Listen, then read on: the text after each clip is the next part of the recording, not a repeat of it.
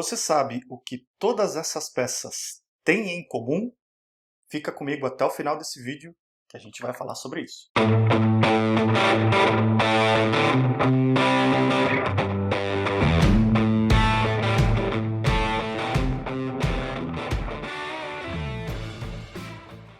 Olá, Ricardo Cusiol com mais um conteúdo que te ajuda a ter sucesso nos seus projetos com polímeros, e no vídeo de hoje nós vamos falar sobre mais uma técnica de transformação de termoplásticos que se chama Vacuum Forming ou termoformação a vácuo, utilizada para fazer peças como os copinhos descartáveis que a gente conhece, pratinhos e até alguns tipos de embalagens. É uma técnica muito simples. E se você quiser saber um pouco mais a respeito dessa técnica de transformação, fica comigo até o final desse vídeo. Antes, porém, um breve recado: fique atento a todos os links que estão na descrição desse vídeo para que você possa ter acesso a uma série de recursos de aprendizagem extra. Tem os meus cursos online. Semana passada, no meu último vídeo, eu falei a respeito do meu curso Criando Conteúdo e Slides para Apresentações Memoráveis. Se você quiser aprender um pouco das técnicas que eu uso e da didática que eu utilizo aqui nos meus vídeos para criar as apresentações, para entregar todo o meu conteúdo, aproveita esse curso que ele está com preço super especial lá na plataforma e o link está aqui na descrição do vídeo, sem mencionar muitos outros cursos técnicos, muitos recursos de aprendizagem que você encontra aqui na descrição. E também não se esqueça, você que acompanhou aí a Plastic Academy no último mês, a gente já está lançando a segunda edição e na próxima quinta-feira, dia 25 de março, nós vamos ter uma live às 7 horas da noite no YouTube, no canal da Plastic Academy, e o link está na descrição desse vídeo para você poder acompanhar. Então eu espero você na próxima quinta-feira às 19 horas para a gente poder bater um papo e você conhecer um pouco mais a respeito das próximas ações da Plastic Academy, tá certo? Então vamos lá. O que essas peças que eu mostrei para você no começo do vídeo, uma embalagem de cosméticos aqui, uma folha de plástico, né, uma lâmina de plástico bem fininha e com um formato aqui de alguns produtos, tem até o logotipo da empresa, um pratinho ou uma cumbuquinha para bolo de aniversário, né, descartável, que a gente usa, decoração aqui do lado, marcações, copinhos, né, os copinhos descartáveis que a gente tanto utiliza no nosso dia a dia, né, para tomar água, tomar um café, embalagens de alimentos. Então você vê também uma lâmina de plástico, né, um filme plástico de um material polimérico que foi conformada aqui na geometria. Essa aqui é uma embalagem de ovos, né? Então, o que todos esses produtos têm em comum? Esses produtos têm em comum um método de transformação, que é exatamente o vacuum forming, ou termoformação a vácuo, ou só termoformação, como é popularmente conhecido. E eu gosto mais desse nome termoformação porque é uma técnica muito versátil. E embora a mais popular seja, de fato, a termoformação a vácuo, e eu vou mostrar para você como essa técnica funciona, existem também outros métodos que eu vou mostrar para você também. E além de mostrar como esse método funciona, hoje eu vou fazer um vídeo um pouco diferente, reagindo, né, fazendo um react de alguns vídeos dessa técnica de transformação que estão na internet, para primeiro mostrar para você alguns aspectos um pouco mais detalhados dessa técnica de transformação, e para que você possa ver, de fato, a máquina trabalhando. Se você gostar desse formato, quiser que eu faça outros vídeos reagindo a vídeos que falem sobre material plástico, processos de transformação que estejam aqui no YouTube, manda uns links para mim, coloca aqui no comentário: gostei, eu quero mais vídeos de React, sobre processos, sobre design de peças, sobre utilização, sustentabilidade, enfim, o que você achar interessante, me manda uma mensagem, me manda o link do vídeo que a gente coloca na pauta para fazer esses vídeos de React com você, tá certo? Então eu vou colocar aqui na tela agora, para você acompanhar, uma animação. Deixa eu colocar na tela, aí agora está para você na tela, uma animação bem simples que vai te mostrar como funciona o processo de termoformação. Então, o que a gente tem aqui inicialmente? Nós temos um molde. Aqui essa parte cinza que você está vendo aqui embaixo é um molde, tá? Ele tem uma geometria qualquer, vai ser a geometria do seu produto, né? Normalmente a geometria negativa do seu produto, tá?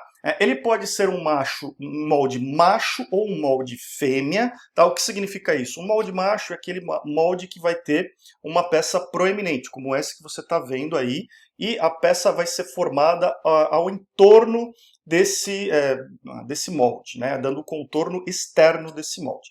Ou ele pode ser um molde fêmea, ou seja, que o molde vai ser, na verdade, uma cavidade e que o material vai se conformar na geometria interna desse molde. Aqui eu estou pegando um exemplo mais simples de um molde macho. E o que acontece? Na parte de cima você vê que existe uma cabeça de aquecimento com algumas resistências que irradiam calor para uma chapa. Na parte verde aí você vê a chapa de material polimérico.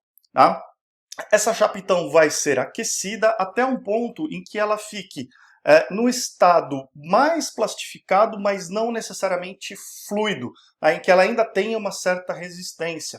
Então, ela é muito comum, essa técnica, para materiais amorfos. Os materiais amorfos têm essa faixa de temperatura mais alargada, que permite esse tipo de trabalho mais facilmente, embora muitos polímeros semicristalinos também possam ser trabalhados, principalmente os materiais mais commodities, mas alguns polímeros de engenharia você ainda consegue conformar dependendo do tipo de controle de temperatura que você aplica. Tá? Então, à medida que essa placa ela recebe calor, ela vai amolecer, ela não vai fluir, ela não vai fundir totalmente, mas ela vai estar num estado um pouco mais plastificado, possível de ser sujeita à aplicação de pressão. E aí o que acontece é que essa placa ela vai ser, normalmente nas extremidades dessa placa a gente vai ter uma presilha ou algum tipo de fixação. Essa placa ela vai ser então trazida em direção a esse molde, ou o molde vai subir em direção a essa placa. Em alguns casos a parte de aquecimento pode ser removida também. E aí uma vez que a gente tenha essa placa em contato, essa placa fundida em contato com o molde, antes que ela possa se solidificar novamente, a gente aplica vácuo nesse tanque embaixo do molde que a gente está vendo aqui. A gente aplica vácuo e, uma vez que eu aplico vácuo, eu retiro o ar por meio de alguns canais usinados no molde, eu retiro o ar que está entre o molde e a placa fundida, ou a placa amolecida, e a pressão atmosférica, então, vai atuar nessa placa, exercendo uma força que vai fazer com que ela se conforme ao molde que ela está envolvendo. E na sequência a gente pode extrair essa peça e fazer a remoção das rebarbas, da parte excedente desse produto. Eu quero mostrar uma outra variação. Aqui a gente colocou o aquecimento logo em cima do molde, né, num processo que a gente poderia até pensar como um processo descontínuo. Então, a gente alimenta uma placa, aquece, molda, depois retira, alimenta outra. Mas ele pode ser um processo contínuo. Então, imagina que aqui do lado direito da tela a gente tem uma extrusora fabricando essa chapa. Essa extrusora, então, vai alimentar uma cabeça de aquecimento, como a gente está vendo aqui, continuamente. Essa cabeça de aquecimento vai transmitir calor para a placa. E essa placa está caminhando, ela está andando ali, né? Ela está sendo estrudada continuamente. E então, a hora que ela está amolecida, essa parte mais amolecida que pegou o calor, ela vai ser posicionada em cima do molde. Esse molde, então, aquela variação que eu comentei com você, o molde ir em direção à chapa, e aí sim a gente aplica o vácuo, e da mesma forma a gente tem a peça conformada. Tá? Então, algumas variações do processo de termoformagem, mas basicamente é isso. É um processo onde a gente vai partir de uma chapa de material extrudado, vai promover o aquecimento dessa chapa até que ela fique conformável, ela fique numa consistência em que ela pode ser moldada com pressão, mas não necessariamente flua. A gente vai aplicar vácuo e a gente vai ter então a conformação dessa peça mediante a ação da pressão atmosférica. Tá certo? Existem, obviamente, algumas variações desse processo. Ele pode ser auxiliado por machos, ele pode ser auxiliado por moldes. Então, imagina o seguinte, um copo, por exemplo, ele tem a chapa que vai ser conformada aqui, ela vai ser amolecida, e a gente vai dar uma olhada nos vídeos daqui a pouco. E a gente tem uma área aqui em cima, que é a área da chapa plana, que vai ser estirada para conformar o corpo do copo. A relação entre essa área e essa altura, ela é uma relação relativamente grande. E aí o que acontece é que para auxiliar nesse processo, você pode ter então uma peça metálica ou uma peça de algum material que não interfira no material, e ele vai então ajudar no estiramento dessa chapa, e depois o vácuo vai ser aplicado para a conformação definitiva desse produto. Então isso é possível acontecer também. Tá? Agora vamos dar uma olhada em alguns vídeos do YouTube para eu comentar algumas coisas a respeito desses processos. Vamos lá. Ok, o primeiro vídeo que eu quero trazer para você, esse aqui é de uma fabricante de máquinas, pelo que eu entendi, um fabricante nacional. E aqui eu vou parar o vídeo de vez em quando para fazer alguns comentários. Então aqui você vê a máquina, né? Aqui a gente tem a cabeça de aquecimento, a gente tem uma mesa onde vai ser colocado o molde. Essa armação aqui é onde a gente fixa a chapa a ser termoformada. Aqui a gente tem os botões de acionamento para aplicar vácuo, para parar a máquina em caso de emergência, ligar e desligar, controlar o aquecimento. E aqui embaixo a gente tem a parte onde será aplicado o vácuo. Tá, então vamos andando, aqui tem uma outra visão da máquina, eu vou acelerando aqui. Ó.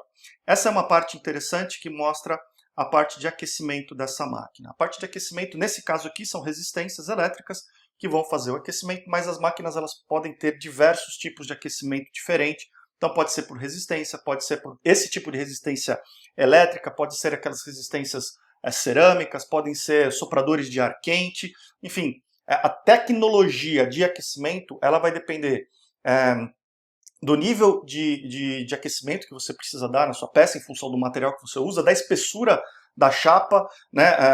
Chapas muito grossas, se você usar um aquecimento de resistências elétricas que tem a tendência de prover muito calor, muita energia num curto espaço de tempo, você pode queimar a superfície da chapa antes que seja possível amolecer o centro dessa chapa.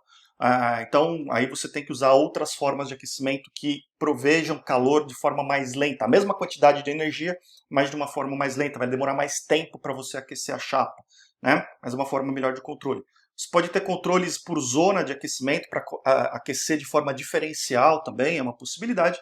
E você pode ter o aquecimento tanto na parte de cima quanto na parte de baixo. Ou só em cima, ou só embaixo, ou em ambos. É possível também se fazer esse tipo de controle. Vamos dar mais uma olhada aqui. Então, aqui o aquecimento, aqui na parte de baixo o sistema de geração de vácuo, tá? Ele menciona aqui, inclusive aqui embaixo, um reservatório pulmão. E por que isso acontece? A ideia é que você aplique o vácuo o mais rápido possível, e não que você ligue uma bomba e ele vá removendo o ar que está entre o molde e a chapa com o tempo. A ideia é que você já tenha um reservatório praticamente sem ar, já com o vácuo lá dentro, você abre uma válvula e ele imediatamente remove todo o ar que está entre o material, a chapa de material amolecido e o molde, rapidamente para você ter uma conformação, evitando que o material perca calor e você perca a definição na sua geometria. Tá? Então, é isso que ele está mostrando aqui. Tá? Aqui é a mesa onde você vai colocar o molde, né? Então eu quero dar uma acelerada aqui. Ó. Ele está colocando a chapa na máquina de forma manual. É uma forma típica de utilizar esse tipo de máquina, de forma manual. Tá? Então você prende a chapa aqui, ele prendeu a chapa nessa estrutura, você está vendo aqui. Né? Então ela vai subir para fazer o aquecimento. Depois a gente tem, aqui ele vai usar uma caixa térmica para servir como molde. Eu gostaria de ter visto esse teste com um molde efetivo, que tem algumas peculiaridades, mas daqui a pouco a gente vai mostrar para você entender algumas diferenças de molde. Embora seja possível fazer isso daqui, não é o típico da indústria. Né? E aí o que vai acontecer então? A chapa está agora amolecida, você vê, a hora que ela desceu sobre o molde, nesse caso aqui, ela tem uma pré-conformação, e a hora que o vácuo então é aplicado, você percebe que ocorre a formação. E aqui, ó, você vê que ele coloca até uma observação, que esse detalhe aqui aconteceu por causa do molde, para quebrar a crista do processo, enfim, é porque, na verdade, essa peça aqui, ela não é, de fato, um molde, não foi feita para isso, mas você vê que ainda assim o processo funcionou de forma bem interessante. Então você tem aí a conformação dessa peça e ele está mostrando como é que ficou esse acabamento depois da peça rebarbada aqui, como é que ficou esse acabamento. Tá? Então esse é o primeiro vídeo que eu queria mostrar para você do processo efetivo funcionando. Agora, eu quero mostrar um outro processo de um processo um pouco mais refinado. Tá? Então, aqui você vê que é uma linha já, uma linha contínua, né? Uma linha automatizada. E esse processo aqui, eu acho que é interessante. Né? Então, você vê que o molde está subindo em direção à chapa, mas antes desse molde entrar em contato, ocorre um pré-sopro de ar aqui, para que você possa ter um menor estiramento do molde na chapa, ter menores marcas superficiais aí. Tá? Então você tem essa opção também. Mostrando aqui alguns tipos de produtos, a empresa, design das peças, mas eu quero destacar para você aqui agora, ele está fazendo molde aqui, ó. Tá?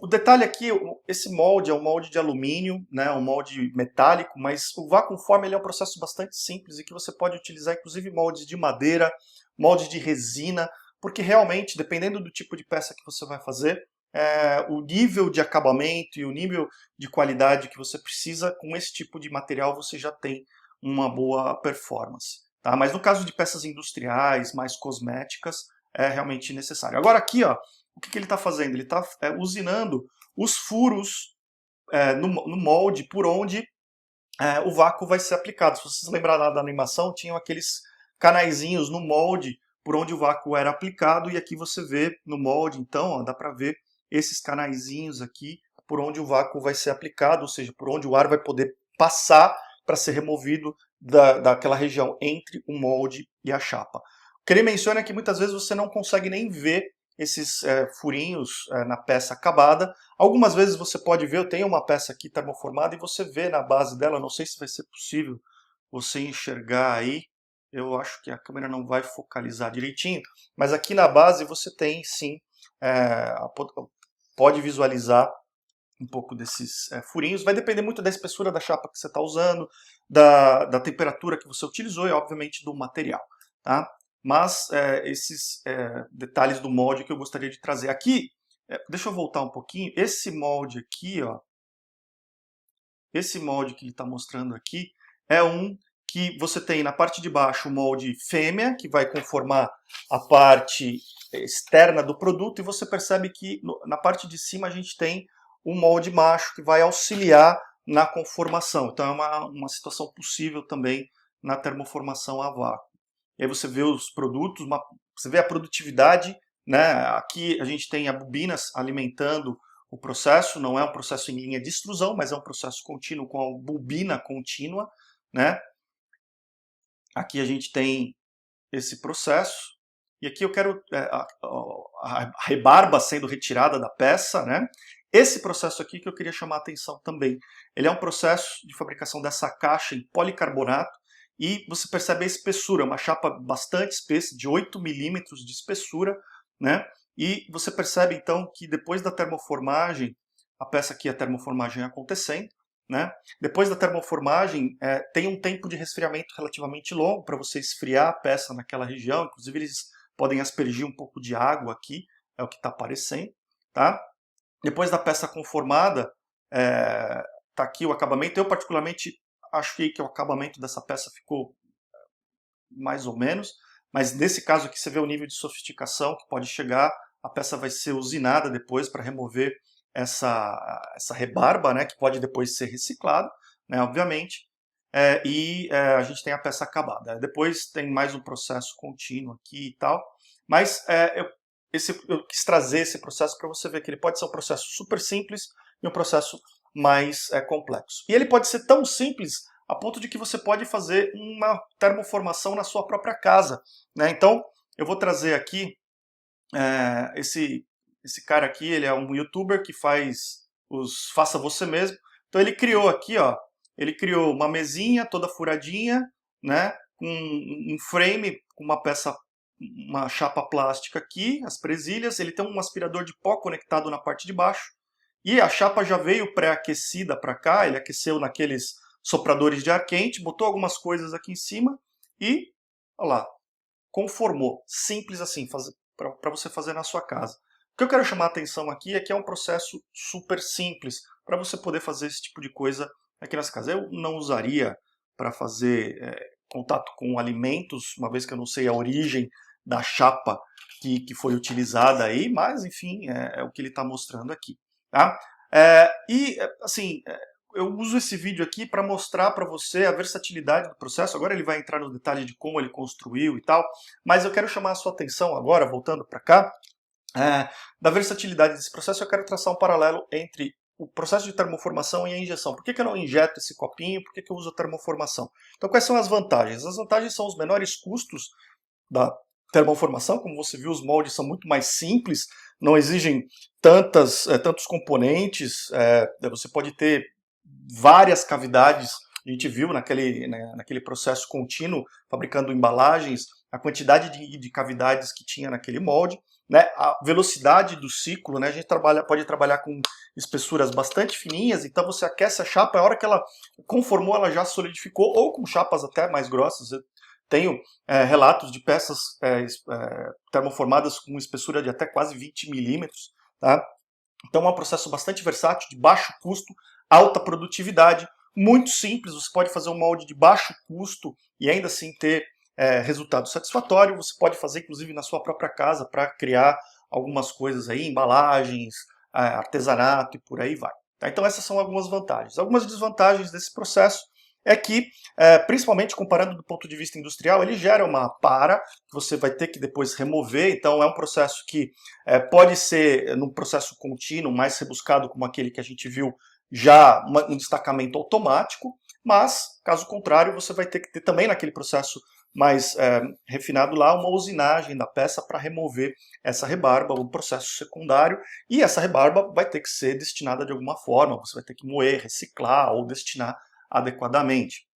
Uma outra coisa é que, apesar de ser possível se fazer peças extremamente complexas do processo de vacuum forming, inclusive substituir metais, trabalhar com materiais de engenharia, existe uma limitação de geometria, e peças muito complexas, com detalhes muito importantes, rosca, por exemplo, furações, talvez você comece a encontrar alguma limitação, e aí o processo de injeção seja mais interessante. Vai depender muito do volume também, mas em função dessa característica de geometria, você pode ter alguma limitação desse processo. E, do ponto de vista mecânico, vai depender muito mais do material que você usa, mas principalmente peças que sofrem grande estiramento, como por exemplo essa peça, né, esse copo, onde a área da chapa plana que dá origem a esse corpo sofre um estiramento muito grande, principalmente nos cantos. Não sei se você já percebeu aqueles copos aqui, a gente vê que tem realmente uma diferença de espessura relativamente grande e que você consegue controlar até certo grau na fabricação, mas você sempre vai ter uma variação de espessura nas áreas de maior estiramento, e isso pode ser uma limitação em função do seu produto, que pode causar pontos de fragilidade importantes na sua peça.